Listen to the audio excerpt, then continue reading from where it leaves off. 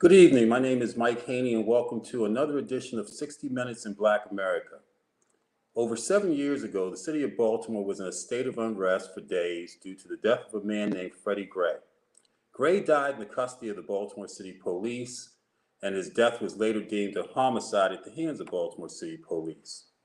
The unrest which followed was a result of decades of frustration regarding police misconduct, brutality, and particularly within Black communities. Mr. Gray's death highlighted and brought to the forefront years of concern with policing practices in Black communities across this country, as rioting and looting in Baltimore played out around the world. Shortly after the riot, the mayor at that time contacted the Department of Justice, asking for a full investigation of the policing practices of Baltimore City Police Department. Today, you will hear from the City Consent Decree Monitoring Team, which was the outcome of the Department of Justice's investigation in 2017. However, allegations of corruption, brutality, and police mismanagement is not new to Baltimore, as 100 years ago, under very similar circumstances, business leaders, citizens, judges, and city prosecutors formed in 1922 the Baltimore Criminal Justice Commission.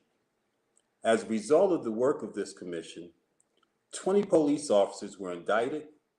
A few years later, the police commissioner at that time, William L. Lawson, was indicted and subsequently sentenced to 4 years in prison on anti-corruption and fraud charges. So here we are, 100 years later, with the same concerns regarding policing. Are we finally in a position to change policing practices to the benefit of the citizens of Baltimore and in similar municipalities across this country as a result of consent decrees? Baltimore is one of 11 cities in this country currently under federal consent decree because of the practices of their police department. Chicago, Los Angeles, New Orleans, and Philadelphia are others, to name a few. Let's see how Baltimore City is doing in year 5 of its consent decree. Although a consent decree is not a crime-fighting plan, there is no doubt without the effective operations, resources, and proper attitude, no police department will be effective in fighting crime. I would like to now introduce members of the Baltimore City Consent Decree team, each bringing a certain expertise for a particular role within the decree. And so I'd like to bring into the stream first Dr. Randolph DuPont. Dr. DuPont. Hello. Thanks, Mike. Dr. DuPont, how are you? How are you doing today?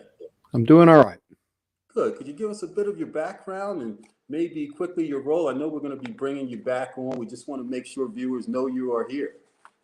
Well, I appreciate that. I'm a clinical psychologist. I'm additional to that, I'm a professor of criminal justice and spent 15 years directing a emergency psychiatric service in a major metropolitan area. In addition to which, I've been fortunate enough to have developed a crisis program that's in about 4,000 cities. So thanks. Fantastic. Well, we'll look to hear more from you later, Dr. DuPont, particularly in terms of your role. And so next we'd like to bring in Chief Roberto Villasandor. Yes, good evening. Thanks for having me on. Chief, how are you? I'm doing well. Good. Thank you for being here. Quickly again, you and your background, and I know we're going to have a good conversation a bit later, but we just want the viewers to know that you're here. Yes, I served 35 years in the Tucson Police Department, served all areas. Last 7 years as the chief. I was appointed by President Obama to the 21st Century Task Force, which arose after Ferguson in New York, and I've been involved in police reform work since then. Great. Look forward to hearing more from you there, Chief. And I believe we have Mr. Seth Rosenthal here today as well with us. Good evening, Mike. How are you? Hi, how are you doing, Mr. Rosenthal? Doing well, thanks. Good. Bit about your background and maybe your role before we get into a more in-depth conversation during the next hour with you, just so our viewers know you're here. Sure. I'm one of the deputy monitors on the consent decree monitoring team. I've been a lawyer for about 30 years, have a background in both civil rights enforcement and criminal justice. Spent some of that time before joining the lead monitor, Ken Thompson, who's my law partner at the Justice Department, the U.S. Justice Department, prosecuting police misconduct cases. Fantastic, Mr. Rosenthal. We look forward to hearing your contribution to our consent decree monitoring team a bit later. And then Ms. Wanda Watts. Ms. Watts. Hi, how are you? Hi, Ms. Watts. Thank you so much. And let me especially thank you for helping make this happen today. So can you give us a bit about your background before we bring you in a bit later to really fully delve into your area of responsibility with this team? Well, I guess the biggest part of my background with Baltimore City is that I was director of community outreach for Baltimore City Council for about 13 years. And I also did the same work for the health department before I decided to retire. And that doesn't look like it's happening. It doesn't look like retirement either, Ms. Watson. I got to tell you, from my perspective, and as I said, we'll talk about it a bit later, as a Baltimorean, you know, your role is vital as a conduit to our city and our citizens, because, you know, we look at you with a different sort of credibility. So I want to talk about that and what that may mean a little bit later. But I want to bring Mr. Ken Thompson into the stream now. We're actually going to start our conversation with Mr. Thompson, who is the lead monitor, I believe that's his title, as he helps us define consent decree, a bit more of the history. So Mr. Thompson, you've got first up. So in addition to what everyone else has done in terms of describing their role and who they are, their background, we're actually going to start this conversation with you, because you're going to help us understand exactly what's happening and exactly what happened to get us where we are with the Baltimore City Consent Decree monitoring team. But thank you so much for being here. Good evening, Michael, and thank you for inviting us. I'm the senior member of the team. I'm the lead member. I've been practicing law since 1977. I was in a firm at one time called Russell & Thompson. We were the largest African-American firm in the state at that time. I was primarily a criminal defense lawyer.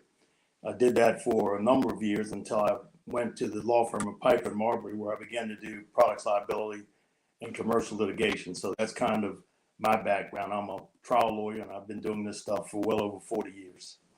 And you're based in Baltimore, right, Mr. Thompson? I'm based in Baltimore. I'm born, bred, raised, educated, whatever. I'm a Baltimorean. Okay. You're a Baltimorean. Well, that is absolutely good to know, because I wasn't certain until I delved a bit more. But I think our viewers need to understand that we actually have Baltimoreans, although we know that we have assistance and astute expertise from around the country. But we have a Baltimorean, as in yourself and Ms. Watts, that are part of this process as well. I think that's important for people to know. As you know, Mike, if you're from Baltimore, I'm going to probably catch some booze on this, but you get your name based on the high school you went to. So I'm a City College grad, and people don't care about my college degree or my law school degree. They care about what high school I came out of. So I'm a City Forever guy. Well, I hear you. Well, in spite of that, I'm sure that viewers will find it incredible.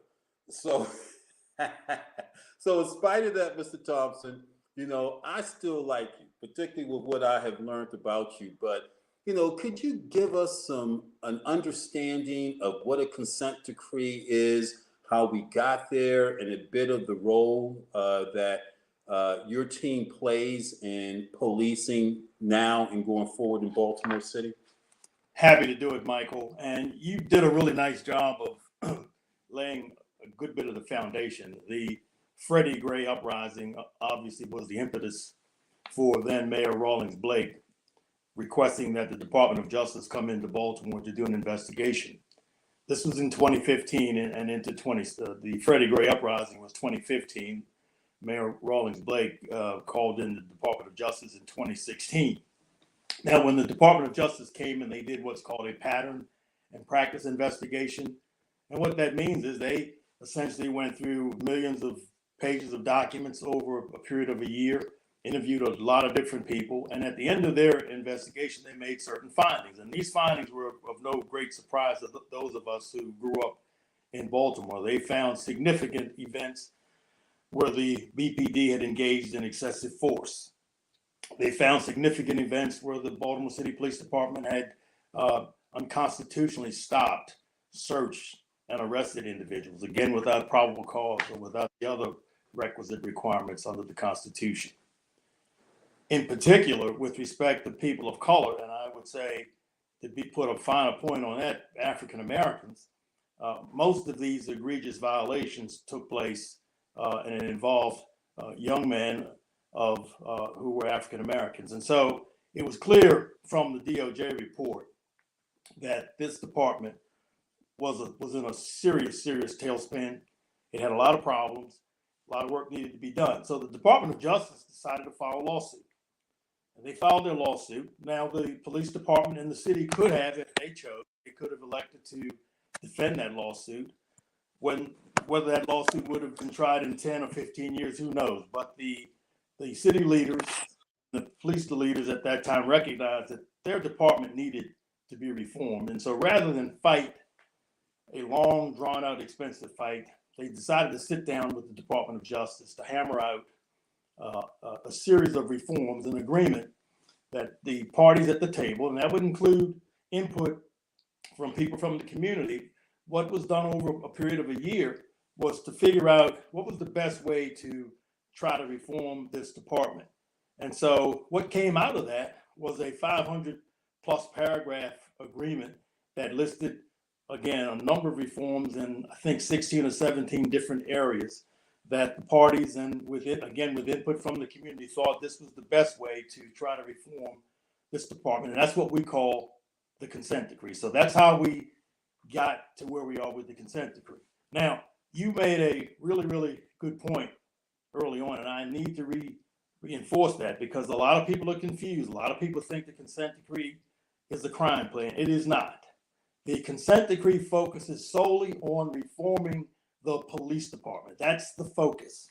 The mayor and the commissioner work on crime plans, and it's their job to figure out how to stem the tide of the violent crime and the other crime in the city. And that's not to say that there's not some interaction between the consent decree and crime in general, because one of the primary focuses of the consent decree, of course, is to build, well, people say rebuild some trust, but the truth is, I mean, I grew up in Baltimore in the 50s and the 60s, and I don't think there was ever much trust, at least with respect to the African American community and the police department. And so I would say one of the major focuses of the consent decree is to try to build some trust between the department and the community that this department is sworn to protect and serve. And so that's where there is that interaction, because if you don't have a community that trusts the police, you're never going to be able to get a handle on crime, because people aren't going to trust the cops. They're not going to feel comfortable going to them, which means crimes are going to go unsolved and the bad guys are going to stay on the street. So I just want to make that clear. I mean, you raised that point. I think it was important, but people need to understand that. Yeah, Mr. Thompson, let me ask you a couple of questions related to that, just so that our viewers understand. You report to, or is there a reporting chain that we need to understand? You report to the judge, from what I understand. That's correct. Who is overseeing this consent decree, correct? That is absolutely correct. And from that reporting of you directly to the judge, because that's the accountability that you have as a lead monitor to the judge, the other members of the consent decree team with various expertise and backgrounds, which we'll hear from a few of them that we introduced at the top of the hour, do they report to you? Is that the reporting structure?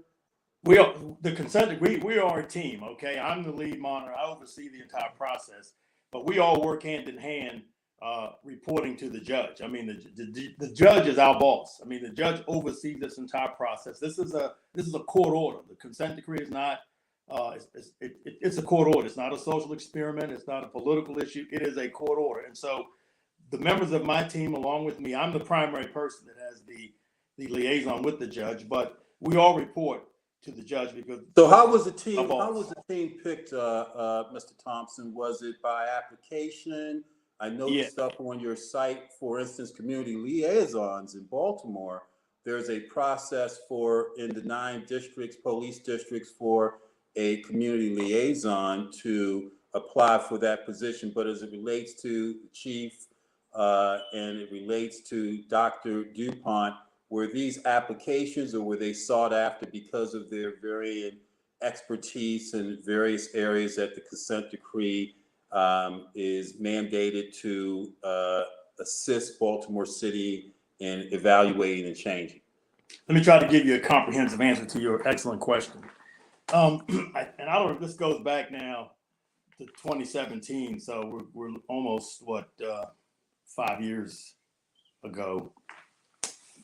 I think there were 27 different teams that applied for this position. We went through a series of interviews. We met with the communities, various communities around the city. And I'm not mistaken, I think this process took,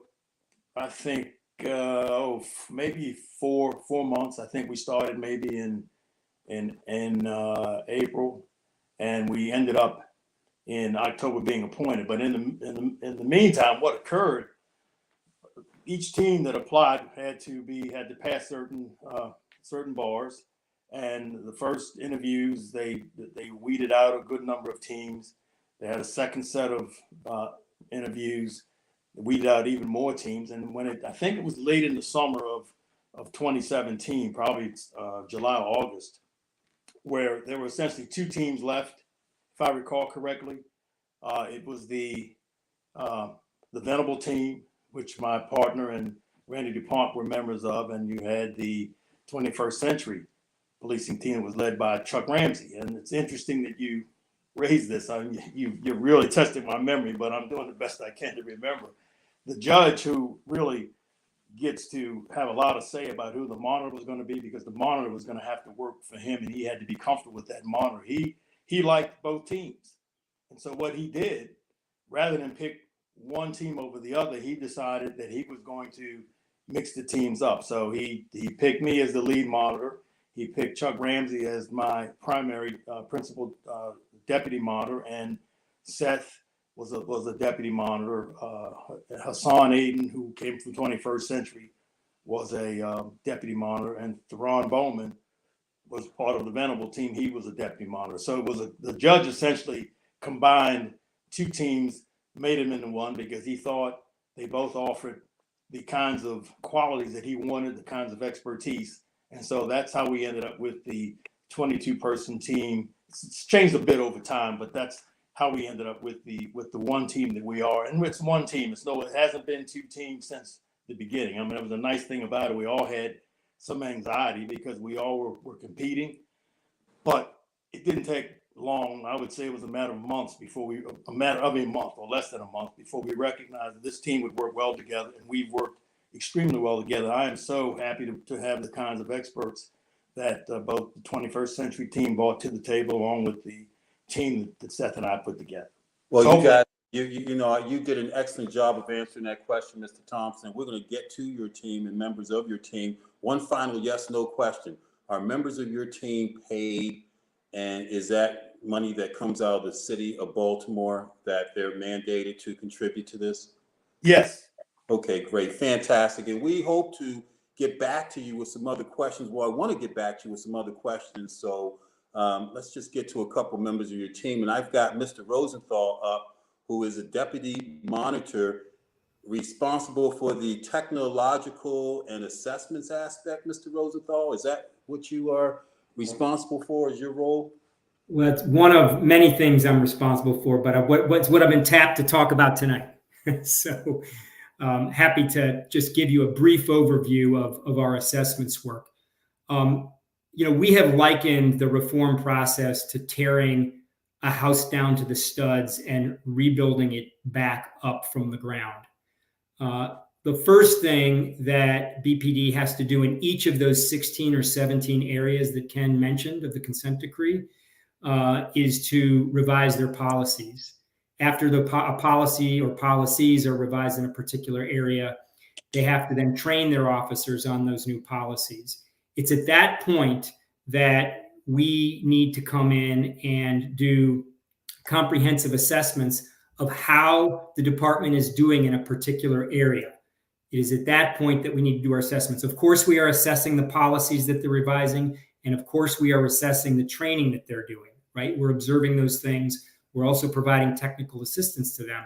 But our core function, particularly at this point in the consent decree process, now that the vast majority of policies have been revised, and now that officers have been trained on the vast majority of those policies, is to find out how well BPD officers are doing in each of the areas of the consent decree.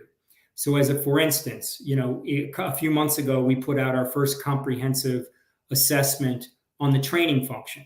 How's BPD doing on training? We also put out our first comprehensive assessment going back to Freddy Gray and the importance of Freddy Gray to the consent decree process, how it's doing on transportation and persons in custody, whether it's transporting people or prisoners safely, right? We're in the midst of doing a very comprehensive assessment on use of force and how the department is doing on use of force. We're beginning. Hey, Mr. Rosenthal, if I can yes, ask please, you a go question ahead. so our viewers can follow us, is the report that you're referring to, the update that you gave on these various areas which were crucial during that Freddy Gray incident, is that the 7th quarterly report you're referring to that was produced in February, where you graded out a few areas, or are you referring to another report? So our reports are actually incorporated into that semi-annual report, but we produce freestanding reports on both training and transport, and those are all also up on our website. Got you. I apologize, but just want to make sure, because one thing that I found with the website is very transparent. The information's up there. And if our viewers want to see what you're referring to, I think you just mentioned they can go to the Baltimore City Consent Decree website and pull down that report with your findings, correct? Yes, and actually the best place to go is probably our own website, which is www.bpdmonitor.com. Got you. So anyway, just to kind of close the loop on the assessments work we're doing, we're required to do these assessments in each area of the consent decree to see how BPD is doing. One of the things that has gotten us hung up, and one of the things that's gotten the department itself, BPD itself, hung up on the assessments is just how deficient and backward their IT or technological systems have been. This is a department that when we took up the monitorship was stuck in the 20th century in terms of technology.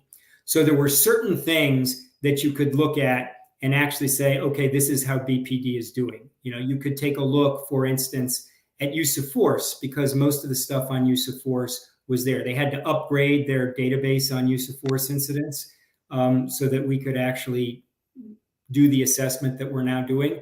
But there were certain things that we just couldn't do and still really can't do. The biggest thing was on stops and searches, okay? BPD officers for stops, searches, and arrests as well, up until last summer, were filling out paper forms, right? This is a department in the 21st century that was filling out paper forms to document their stops, searches, and arrests. Last summer, they rolled out and are now fully implemented in the field a system of electronic field-based reporting. So everything is now kept in a new database. We are discovering that there are certain things, certain bugs that still need to be fixed within the database to make sure that all the required information under the consent decree is being reported. But we're working through those. And so hopefully, in the coming months, we'll be able to begin assessments, and BPD will be able to begin its own internal audits on crucial areas like stops and searches, which, as Ken mentioned at the outset, was one of the biggest things that got BPD into hot water. The fact that they weren't stopping and searching people in a constitutional manner and based on their race. Absolutely. Well, I appreciate the information. Let me just ask you a question. We're right at our point in terms of the run of show, but I do have a question based on what you mentioned, stops, searches. You referred to something in the 7th semi-annual report, and maybe this is part of what the reporting requirement allows you to track, that talks about RWOC, or what I think it's called what is it called? Release Release without cause, charge arrests. Yes. Release without charge, right? So this is a tool that apparently officers may have used to detain, individuals without necessarily, or arresting individuals.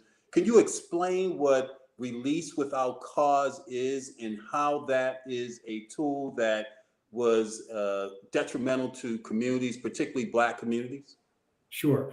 I'll start by saying that the progress that BPD has been making on the number of release without charge arrests going down is one of the things that makes us at least cautiously optimistic about the prospects for full reform. But one of the things that the Justice Department learned in its investigation was between 2010 and 2015, BPD was making over 2,000 arrests a year that resulted in immediate release without charge. And what that means is that officers were arresting people on the street, taking them down to central booking, and the prosecutors at central booking, who were responsible for reviewing the arrest reports, thought so little of the charges that the officers had arrested these folks for that they were releasing them, at the doorhouse of the jail, basically. So they were bad arrests. They were arrests made without probable cause, right? And that at that point in time was indicative of just how poorly officers understood what they were supposed to be doing under the Constitution. Wow. You have all these arrests where, prosecutors literally at jump are saying there's not probable cause here, so let's get rid of it. One of the things that BPD is required to do under the consent decree is to determine each quarter how many of these RWalk arrests there are. And one of the things that has been, as I said at the outset, pleasantly surprising for us is that when they started doing this almost 2 years ago, the numbers had come way down from 2010 to 2015. There were still about 600 a year. Right now, so over the course of now 21 months, they've brought it down to around 10 a quarter, so less than 50 a year. Wow. Which does suggest that there are some things that are potentially going right. Now, I want to say that these RWalk arrests are not a perfect proxy for determining whether officers are arresting people with probable cause. But it does suggest there's better coordination with the state's attorney's office, that maybe the training is taking hold, and that officers are exercising their discretion more judiciously than they used to.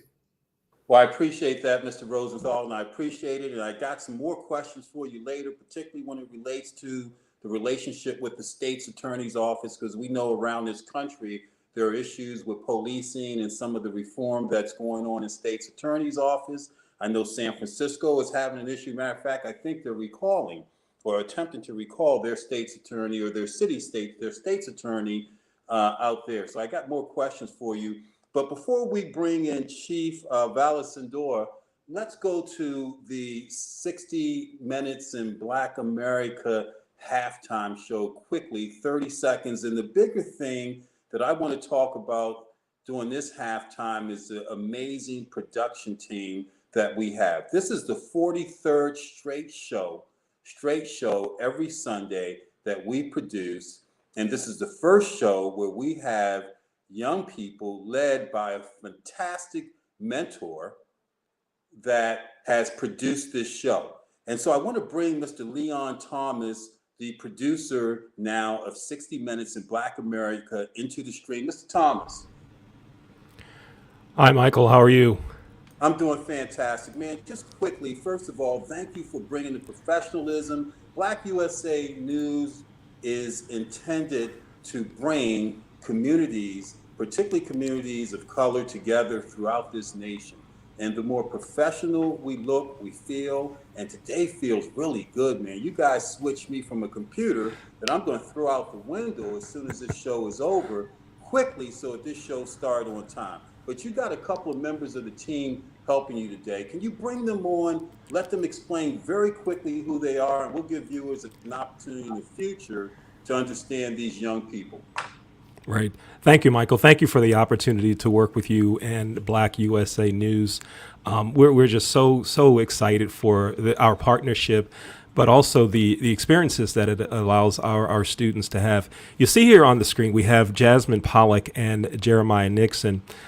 Jasmine and Jeremiah are both students at Warner University in Florida. And with my company, the Leon Thomas Group, one of the things that we like to do is reach out to folks and provide opportunities for students to gain real relative experience.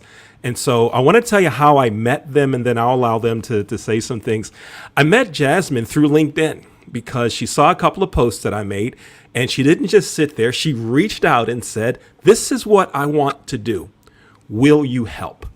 And a good friend of mine, Dr. Jay Rasenko, a college friend who understands race, who understands that Black students don't get an opportunity. He's with us today. He's working in the background as well.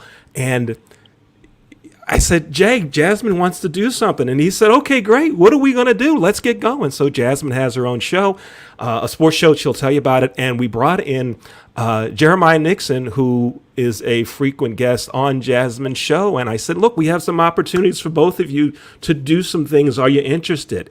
Yes, they are. So Jasmine, you go ahead first. Tell everyone about your show and everything else that you do. Go ahead. Yeah, thank you, Leon, and thank you, Michael, for allowing us to help you with your show. This is amazing. But a little bit about my show. My show's called Jasmine Pollock's First Impression Sports Talk. It airs Mondays at 9 p.m. Eastern, and we talk all things sports. I am a huge sports lover, from hockey, Lightning won today, to NFL, to college football, basketball, NBA, all you name it. I'm just a huge sports lover, and I love to talk about it. All right, thank you, Jeremiah.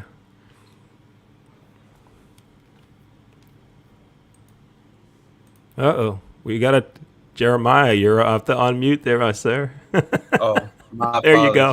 You're good. You had it off because when you're out of the stream, you don't talk. So go ahead. Exactly. Well, I major in sports management at Warner University. But, originally, I like getting that rush of just bringing up big ideas and also brainstorming, especially being on Jasmine's First Impressions as like a guest speaker at different times. It's a great way for me to kind of build myself and just feed off of her a lot of things that she does, and then, kind of build it to where I'm going to, especially in my career. All right, great. So, Michael, that's our team. We have other students that work with us that are working on other projects today, or that weren't available scheduling wise for them. But exactly. we like students to make it. Yeah, I met a couple of them yesterday in our production meeting, and I will acknowledge them at the end. And Jay, I see Jay, so let's give Jay a second. Jay, might as well, can't bring you on the screen, man, and not let you shut your mic down. How you doing, Mr. Haney? I'm Jay Rasenko. I've been friends with Leon for a long time. We came up with this concept of what we're doing here, helping the young college students out, and they all been great. And now it's a pleasure to be working with you and your team also, Mr. Haney. I appreciate that, Jay. I appreciate you and Leon, and moreover, what we're doing for these young people to give them experience and background, so when they complete their degrees, as Tamar, who hopefully will meet next week, they come out with the experience, the relevant experience of doing things like this. So thank you, team, so much for being here, and it has gone absolutely awesome. Thanks a lot. And so Great. Now let's bring back into, and by the way, just for Jasmine, and she can go away. Jasmine, I know the Lightning won today, and I think they're still down two games to one to the New Rangers. York Rangers, right? Yes. 2-1. So we keep up on sports too. Go Lightnings, right? We won the past two NHL titles, right? Yes, back to back. Wow, good. We have to go to a hockey match together, okay? Sure. And so now we've got Chief Roberto Valesindor that will talk with us about community policing. Chief, how you doing? First of all, am I pronouncing your name correctly? Kind of close, Mr. Haney. It's Via Senor. That means no. Tell me how to no. pronounce your name, Chief. Sure. It's Via Senor. Via Senor. Okay, There well, you go. I won't forget that, but I'm just going to call you Chief for short. But before we get into your area of community policing, off of what Mr. Rosenthal just talked about with RWOCs or what we measured in terms of people that were held without, cause. What is the difference between detain and arrest? So detain and arrest, do they both require handcuffs? And so Not what does that mean? necessarily. No, not necessarily. You can detain an individual if you have reasonable articulable suspicion that they're involved in potential criminal activity. So it's enough where you may not know they committed a crime, but a reasonable person would say, I think they are involved. You can detain them to investigate. However, when you want to move into an arrest, you have to have probable cause at this point, which is a higher level of suspicion and acknowledgement of what they've done, that they have committed the crime. And so there's different levels. So you can detain without arresting, but to arrest, you have to have probable cause. And arrest to us means that you got handcuffs on. And I just want to be clear in this because a couple of things have cropped up the past couple of days, particularly in Baltimore City, relevant to people outside of 7-Eleven, for instance, that may have been there may have been probable cause for looting, right? And so they were detained, but they had handcuffs on, right? And subsequently released. But Sure. Is this a tool that is used in communities that is not the most positive way to define detainment by putting handcuffs to detain people as you do a field investigation? It's a very complicated issue, and there could be reasons why you may handcuff someone that is simply detained, whether they're showing a proclivity to flight and you don't know yet if they're really involved, or if it's a safety issue for the officers or a victim who may be nearby. There could be reasons for handcuffs. However, you really want to make sure of your reasoning before you go to that point. And it shouldn't be an automatic. Absolutely. Well, Chief, I absolutely hope that we have time at the end because I have some follow-up questions relative to that. When you talk about someone handcuffed, detained, can't flee, because that means at that point they are detained and they can't go. They can't go. They're essentially under arrest. That is correct.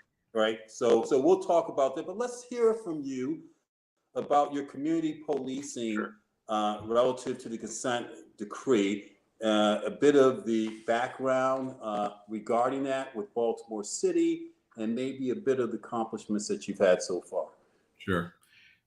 Community policing is nothing new, although it seems to come up cyclically and saying that what we need is to go to community policing. Well, community policing has been around probably since Sir Robert Peel back in, I think it was 1829, developed 9 principles about policing. Now, I'm not going to go over each one, but some of those principles talked about that police need to recognize that their power comes from those who are governed and those who are policed, and that their acceptance has to come from the public accepting their use of that power. The fact that use of force and excessive use of force or compulsion can diminish that acceptance. There's a variety of things that you need to work with, and public, the famous saying from Peel is that the police are the public and the public are police. They should not be separated, and the police should be working under the direction and guidance of what the public finds as acceptable. And part of developing that community police is keeping that relationship between the police and public active.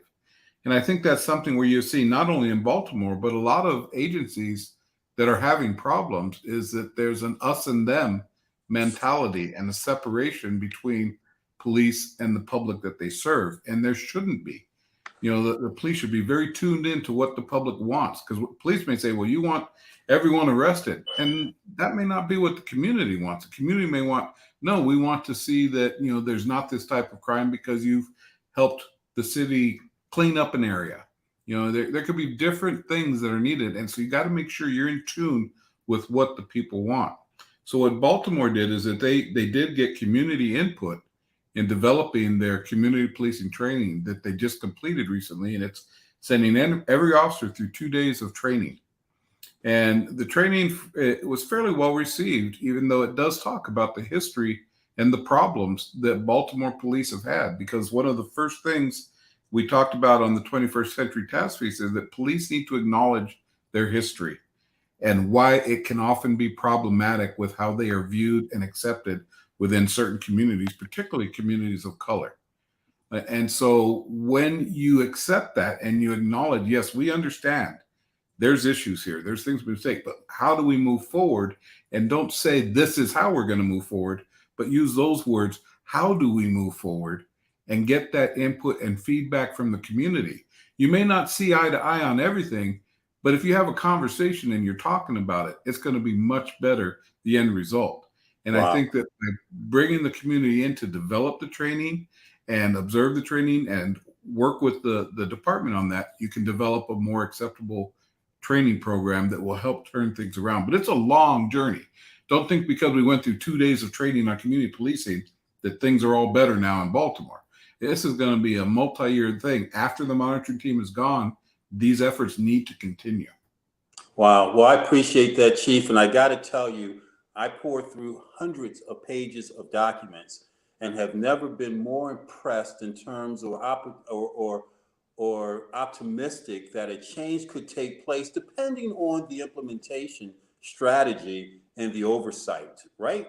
Because the methodicalness that you guys are going through this and the areas you are covering, like the technological and assessment piece, the community policing piece, it is absolutely stunning. The training piece with the field officers being trained, promotions. And I think that we talked about, what was it, a Public Integrity Bureau or something of that nature, PIB, in which you look to have 85 officers, staff there, and their job is to what, Chief? Well, they're going to uphold the integrity and the ethics of the department. So when they there's investigate misconduct, complaints they of investigate citizens, right? And bring forward the complaints to a proper resolution. Yeah, and that's important from a credibility standpoint. Absolutely. That you have recommended that sort of emphasis on issues in the community where we can go somewhere and have it investigated and there's credibility. So hopefully we have time at the end to talk a bit more, because I have a couple of questions about your area of the deal, such as the 900 patrol officers that we need based on what you guys have researched, but we only have 700 in the streets of Baltimore out of over 2,500 employees, 900 officers. Optimally, 700 realistically, and with the issues we have, we're wondering, are those the numbers that we need? So I hope that we can get back to you, but that we can get to Dr. DuPont and Wanda Watts, I want to move on to them. But thank you so much, Chief, for providing that information. And so Dr. Randolph DuPont, important aspect of this in terms of dealing with behavioral. Dr. DuPont, thank you so much for being here today. I know you're a renowned psychologist, and I believe that's it from around, you do work around the country. But let's talk about behavioral as it relates to Baltimore City and some of what you're doing to help us understand, educate, particularly within our police department. Thanks, Mike. I appreciate the opportunity. One of the things I'm really excited about this consent decree is it really was forward thinking before a lot of things came into fruition last summer. What the emphasis of this consent decree is how to decrease the need for the police response and how to move that response into the community behavioral health system so that we can get the kind of quality service that Baltimore citizens deserve. So I'm pretty excited about that as well. It really is an emphasis of this consent decree, not just to improve the response of the police, but to involve the city, the behavioral health system in a joint partnership to make a difference for citizens, to be able to give them access to health care. And I think that's a very exciting part. And so I think the reason that we look at this, because many incidents that we see between police and citizens is because there are issues that may be mental instability and so forth and so on. And so we may call the police to intervene in a crisis or a situation when we're not calling on the right sources, and therefore it may trigger negative responses from the police. Is this kind of where we're going with that in terms of dealing To with some that? extent, I think we want to maximize the police capacity and ability to respond to a crisis event. But short of that, we're also looking to ask the question of, can we also improve the relationship between the police, the city, and the behavioral health system to make a big difference? And I think that's where we've made the most progress. We're seeing a major commitment on the part of the city, major financial commitment to bring really good quality health care, mental health care to those in need and the citizens of Baltimore, so that it doesn't develop into a crisis that would involve the police. And I think we're having some pretty good success in that area. So how about related to the hiring of police officers who may not be from a behavioral or mental stability the best suited for the job? Is there something in the recruitment process that you're aware of in terms of the evaluation and recruitment of officers that at least gives us a start that we're dealing with people that have a bit of stability in their background and their previous behavioral behavior? Yeah, and that's while I don't get into the screening stuff, what I do understand from our own team is that they are doing better psychological screening and therefore getting officers that indeed will be more amenable. One thing I should note is that in the academy, they have really increased and improved their mental health training. They're up to 24 hours now. That's a pretty significant amount. In addition, every officer is going to get 8 hours and more each year to go with that 24. And finally, those that take leadership in the area pick up another 40. So Wow. we're talking about some major commitment. And I think you're going to find a difference. I'm seeing a difference now in the kind of response the younger officers are making to the training. It's very positive. Yeah, it was enlightening to read and hear about the technical training and the online training that the officers can have, because any training is good training when it's focused and developed in the right direction, but giving them access to it, which it seems as though that they have, and particularly the field officers, the field training officers that are responsible for the newly hired police officers and how they get off to a good start. It was very intriguing, enlightening, and exciting to see how we've invested in field training. But let's get to Ms. Watts, Dr. DuPont, and hopefully you can hang around for a bit, because I think we're going to have 2-3 minutes left at the end, and I can shoot a question or two out to the group at that point. We see all of you on the screen at the same time. So let's bring Ms. Watts into the stream. I'm back. Ms. Watts, thank you so much.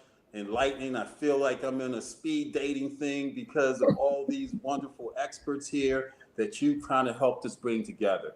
I was mentioning at the top of the hour during the introductions how I see your role from my perspective, only speaking for me, that is much crucial. Now that I know Mr. Thompson is a graduate of City College in Baltimore, really, just kidding, Mr. Thompson, right? Really look at your role as crucial as the lead community liaison, right? So could you go in and explain very specifically what your role is? We know your background is in community relations, et cetera, but as it relates to this and getting this information out, how do you do it and how do you lead this community liaison team? Thank you, Michael. And I must mention, I'm a Western Dove. So I'll accept that, because we got a few of those I know that are watching this show, right? So that's good. Yes. And as a community liaison, it's my job to do things like this, bring our audience into a live setting where you as the host can ask the questions that the community needs to hear. This process cannot work without community involvement. And so it is our job. We have 9 community liaisons, 1 in each police district, who are available to educate and inform the community about the consent decree and to let them know how they can actually participate in the process, because this cannot be just one-sided. It cannot be just police and then not have community involvement, or cannot be community driven and not have the police involved. It has to be a joint effort. And so we bring people together to actually let them know how they can participate. And I want to give you, the audience, our website information, which is bpdmonitor.com. And on that website, there's also a space where people can actually go in and anonymously, and I say that again, anonymously give a complaint or give a situation, and someone will respond to them. And they don't have to worry about whether or not that information is going to be shared with anyone. It is anonymous. Right. I appreciate that, Ms. Watts. Ms. Watts, I'm going to ask you a question, and then I want to bring everyone on the screen because I want to see everyone on the screen at the same time for our last 5 or 6 minutes. I've got a few questions. Your role on the ground to communities is one that we look at your credibility of what you're saying. Being on the inside as a Baltimorean, even though, as I mentioned, Mr. Thompson's a Baltimorean as well, Right. Understanding the history of policing in this city and atrocities and the relationship between community and police, 5 years in to this consent decree, what is your evaluation on a scale of 1 to 10? Understanding, as the chief said, it's going to take years to undo and implement things. What is your take on a scale of 1 to 10 in terms of the effectiveness of the consent decree at this point? You know, we are in the very beginning stages. As Seth mentioned, that actually none of this was computerized until June of last year, 1 year ago. And we can see now that there is being progress made. The training has taken place that we can actually see. Now, the biggest part is going to be, will we be able to see this on the ground? Will our community members be able to see change, real change? And so we're just at the very beginning, and we should be able to get back to you next year. So you're not going to and hopefully we'll see some changes. So what you're saying is you're not going to give me a scale of 1 to 10. No, I'm not. I'm sorry. Years. Okay, well that's fine. I appreciate. Well, because 5 years, we're really just at the beginning, Michael. That's the thing that we have to remember. And you know what? I think that the community understands that, and I think that you all understand a community in crisis as we were in 2015 when Freddy Gray, erupted, and the decades, because we talked about since 1922, Baltimore has had issues with policing continually. And my mother was one of the first Black police women in this city. So I've been around policing, much of my life. But I think at some point people look at, when do we begin to make movement forward? So I'd like to bring the entire team in. And again, Ms. Watts, thank you so much for leading this effort to have your team in. But I'd like to bring the entire team in. We got 5 minutes left, and I've got a couple of questions. Dr. Rosenthal, you're there. And is Mr. Thompson still with us? I'm still here. There's Ken. I did not tell them to kick you out because you're a city grad, man. I mean, I didn't tell them that. But Mr. You're Rosenthal, not a Poly graduate, are you? You sound like one. Absolutely. I went to Northwestern High. You guys just closed our school down, but we're going to open it back up, Mr. Rosenthal, just one question for you. When you look at things such as the Gun Trace Task Force, we know that We Own This City has just concluded its 6 mini-series last week. And this is what we see when it is a view of policing, right? We Own This City and the Gun Trace Task Force, right? Is this what Baltimore policing was about prior to your team or the consent decree monitoring team getting involved? Is this what you're seeing? Are we at the end of it, or we still have issues with it? Because until you rid of most of the bad apples, because I don't think you ever get rid of them, can you really input the good that you guys are doing? Where are we at with this We Own This City mentality of the Baltimore City Police Department? Yeah, well, look, we have a pretty good sense of what's going on in the department. We don't have any reason to believe that the kind of corruption and criminality that you saw within the gun trace task force and other plainclothes units is still going on. We do have some confidence in what is happening in the Public Integrity Bureau right now. There was a comprehensive report that was issued in January after a 2-year independent investigation by Michael Bromwich, who's a former Inspector General of the Justice Department, to get at the root causes of the gun trace task force scandal, why it happened, right? One of the things, and there are several, and we don't have time to go into it now, was the woeful inadequacy of the internal affairs function. And we are seeing improvement in the internal affairs function. We did a comprehensive assessment of the quality of internal investigations in 2018, right when we started, and it was abysmal. The record keeping was abysmal, and the quality of the investigations was wanting. We are currently doing a more informal assessment of investigations done in 2021. And we are, at least anecdotally right now, seeing vast improvement, not only in record keeping, but in the thoroughness of the investigations and in the quality of the findings. And if you can turn around the internal affairs function in the department, the hope is, and I want to emphasize that it's the hope is that you won't see that kind of corruption again.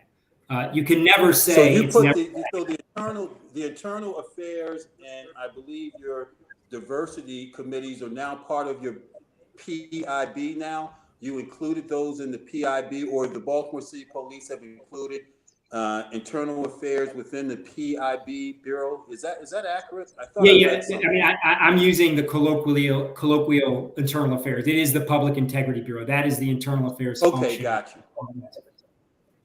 So public integrity and internal affairs, those that investigate issues with the police department and the police department investigating issues internally themselves, are within the same umbrella organization or area now, correct? Yes, correct. Great. Hey, Chief and Mr. Thompson and Dr. DuPont, you can fill in and you can answer this as well. So I read somewhere where we need 900 in your report, in your 7th semi-annual report, where you say that 900 police officers, patrol officers, are necessary on the streets of Baltimore, right? And we currently have 700, I believe, or somewhere around that amount, of the thousands of Baltimore City Police Department employees, civilian, uniformed, etc. Is that enough? Is that enough police officers, given the issues with crime and justice that we have in this city, even what you believe needed versus what we're actually using? Let me start, because I think we try to do things from a data-driven perspective. We try to stay away from guessing about things. And experts actually did an analysis to determine just how many police officers were needed, and in particular, how many were needed in patrol, because that's what you're thinking about.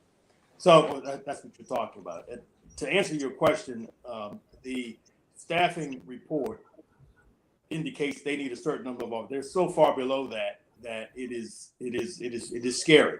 And I'll tell you why it's scary. First of all, you've got a tremendous amount of violence in this city.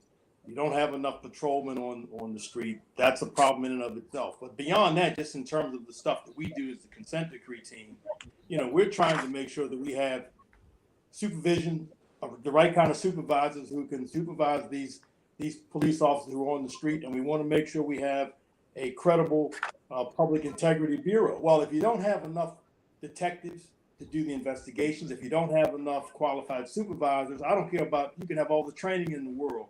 We're going to have a problem if we can't figure out a way to up the staffing. And so I know we're running out of time so quickly. What I think the mayor is trying to do is that they're trying, and the commissioner, they're trying to introduce more civilians into the department so that they can release some of the sworn police officers to go back into the street. But I'll tell you that the staffing is the most frightening aspect of what we're seeing right now, Michael. Good. Thank you very much. And just a final question, because you're right, Mr. Thompson, we are running out of time, but I pre-warned everyone that we may go 3 or 4 minutes over, and I really appreciate this conversation. I hope that you all would be willing to come back again. But Chief, let me ask you a question related to the relationship between city prosecutor, state attorney, and the number of police officers that we are short or want to join. Is there an issue because of the perception by police officers that they're not supported in Baltimore with their arrests, and that's why the number of arrests are down in certain areas that you measure, and why we are having recruitment issues? Is that, in your estimation, part of the problem? Well, Mike, that is such a great question, because I think that is an issue that is facing departments across the country, not just in Baltimore. Because it's not only police that face staffing issues.